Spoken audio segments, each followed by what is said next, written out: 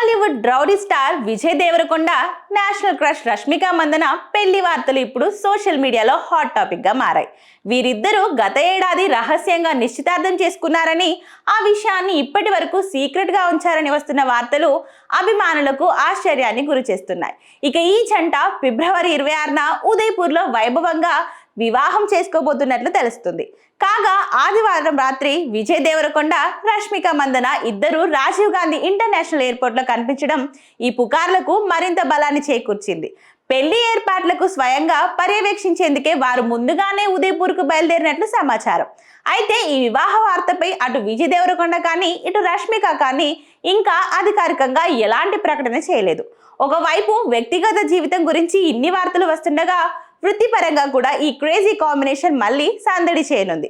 రాహుల్ సంకృత్యం దర్శకత్వంలో తెరకెక్కుతున్న periodic action drama రణబలిలో వీరిద్దరూ జంటగా నటిస్తున్నారు.